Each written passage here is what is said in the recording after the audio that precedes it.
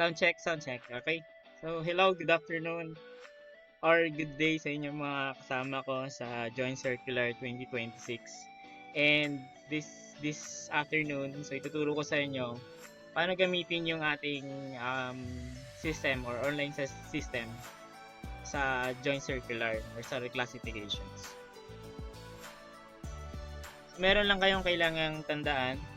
Number one here is yung ginagamit na website ng CHED.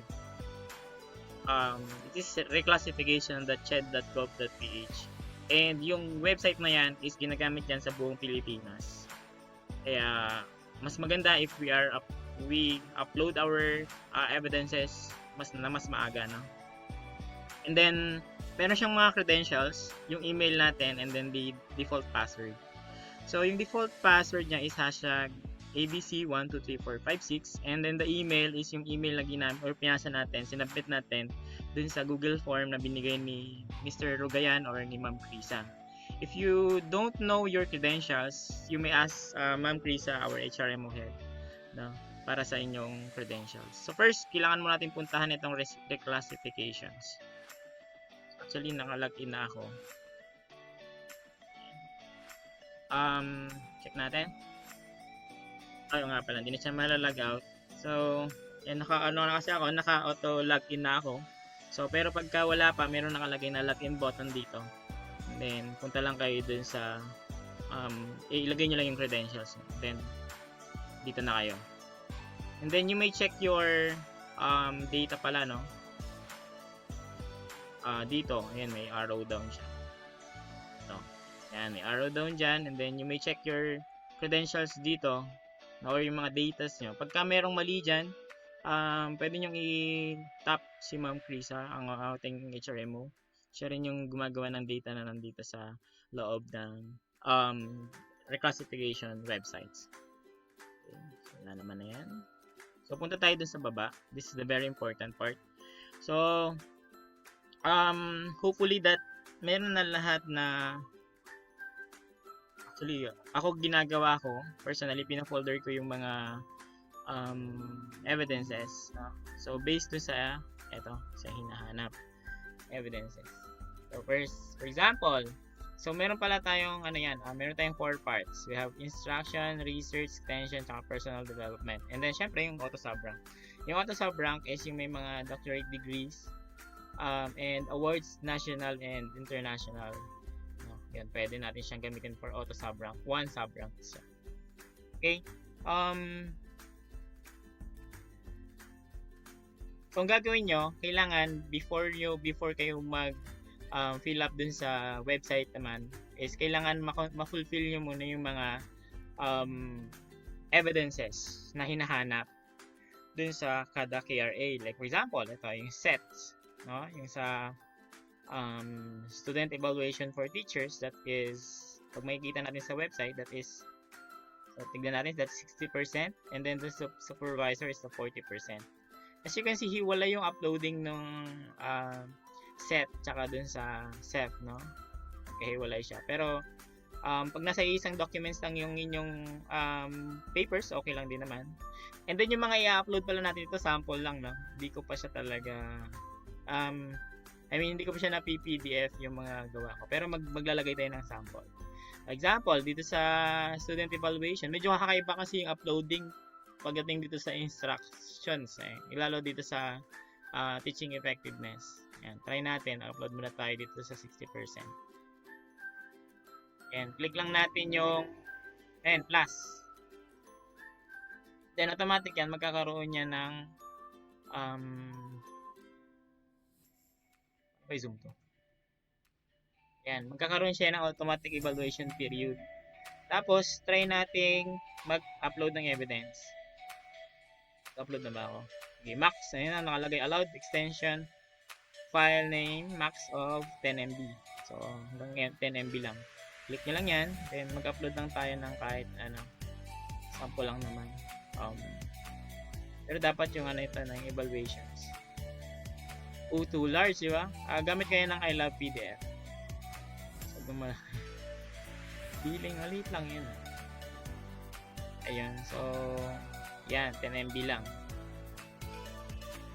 Yun. So, and then, close lang natin. And then, syempre, makikita nyo na yung ano nun, di ba? Makikita nyo na yung, that is for the first semester, dito yung second semester. Syempre, makikita nyo na yung ano nun, yung makikita nyo na yung evaluation. Ang gagawin nyo, ilalagay nyo yung evaluation. Example, sa first sem, set as a student, ganun, 99. 99. Enter lang na. Save lang. Save. Save. Yun, 99. So, dito naman, ay, wala pa kasing na-upload, no? Kailangan meron siyang ma-upload na documents dito. Try lang natin. Baka hindi ko na pwedeng yan ito, no? Hindi ko na pwedeng i-re-upload, no? Bagay, sample lang naman natin. Then, close lang natin. Then, edit lang. Ayan, pwede na. Sample 99, save. Automatic naman na siya magre-recompute. That's 33 for all rate. Kasi meron pa tayong, pag mag-add tayo, we have, ano pa. Yun. 4, 5, tsaka kailangan pa na 5, 6. Yan. First sem, second sem. Ganun lang. Ilalagay nyo lang yung mga ratings. Automatic naman na siyang mag-uploads. Okay? Back tayo. Burahin ko muna to, no? Sige, huwag na natin. Mamaya ko na burahin. Sana hindi ko makalimutan. Sa supervisor, same din yun. Ayun, actually, meron na siya. Automatic na yung kanyang entry. Yan. Automatic na siya yan. So, sa supervisor, ganun din. Ganun din yung, ano niya, data nyo. Mag-add lang kayo. 1, 2, 3. Yun. So, okay na yan. Automatic naman na yung school year. Hindi na siya ganun lang yan. Okay? And then, automatic naman na yung computations. Wala nang kailangang gawin-gawin. Okay? So, may next page pa yan. Kung makita nyo dyan yung, ayan, yung sa capstone naman, no? Ano ba yung mga hinahanap sa capstone? So, kung ako sa inyo, pagka, for example, IMs. Okay, media, ito. Lead, research, ito. Kung ako sa inyo, i-rename nyo na yung file nyo. Kunwari, approval sheet. Nagalagay dyan, approval sheet.pdf file, .pdf, no? Para hindi na kayo mahirapan. For example, tsaka madali rin check ng mga, ano natin, IEC natin. Copy of COPC. Nakalagay nyo, COPC.pdf para hindi na siya, hindi na kayo mahirapan din. Okay? So, ganun lang. And then, meron siyang kakaiba, like, sa professional development, for example, evidence dito, yan, evidence. Sabi niya, current individual membership. Ayan, sa membership siguro. Ano ba yung mga, ano doon, yung mga evidences, membership. Find natin.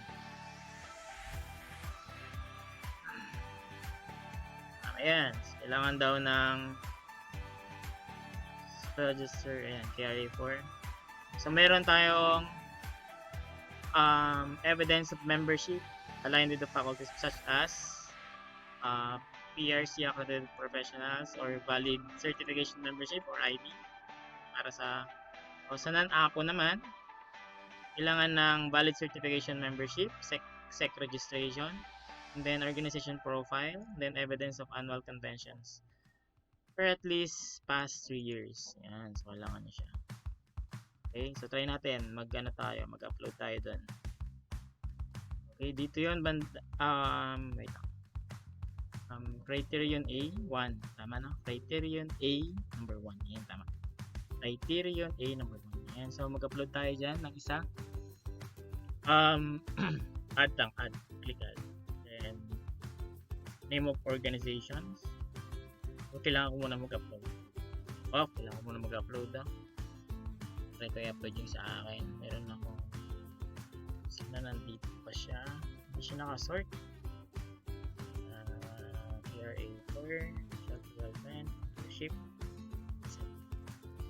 Ano yung unang hinanap? Pwede ba lahatan? Pwede. Marami, no? Membership certificate. Ito ba yung certificate? Ito yung latest. Sana maabot ng 10 MB, no? Ayan, so yan, medyo magulo pa na kasi yung pangalan niya, hindi pa siya organized. Dapat yan, organization po. Certificate yan. For example, certificate siya yan. Close lang natin. Okay, so pag mag-upload pa kayo ng iba, pwede pa naman. Like ito. Ito, sec registrations, yung mga others. So, ang allowed lang is 10 MB. Medyo mababa yun kulang, gumamit kayo ng iLab PDF to minimize your storage ng inyong PDF file. Then, edit lang natin. Name of organization, like huwag nyo siyang i-abbreviate, no? Parang ganyan. Ano daw yung role mo? For example, you are facilitator. Right, 93, parang ganun. Exit membership.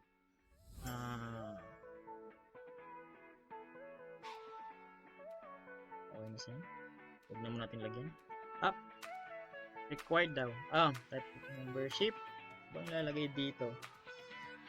Actually, meron na siyang score. Ayan, no? Pero try lang natin lagyan natin. Actually, hindi ko alam lalagay. Date is required. Okay, date. Date of activity. Okay. Kailangan ng date ng activity. Okay, 2023 yung mga ganyan. Ito lang natin. Yun, meron na tayong 5 points. Ganun lang. Then, mag-upload ka lang ng mag-upload hanggang matapos kang mag-upload. So, ganun lang kadali mag-reclass. Ilalagay nyo lang dito sa mga research, extension, professional development, tsaka yung sa auto subrank. Ganun lang naman kadali. Wala yung dati yung may piniprint hinahanap ito pala yun, meron yung piniprint. Ayan yan, dun yung siya makikita pala. Dati kasi may ganyan overall. Yan, para makita mo kung ano yung natapos mo sa KRA1, yan, KRA2. Pipirmahan mo ito natapos na lahat. So yun, pipirmahan mo rin yan. Ayun, pangalan mo na Okay, so yan, pagbuburahin ko muna yung mga nilagay ko dyan. Then, good luck po sa ating lahat. Sana tayo ay lahat umangat. See you Monday. Pag meron kayong questions, pwede nung tanong sa natin sa group chats. Bye!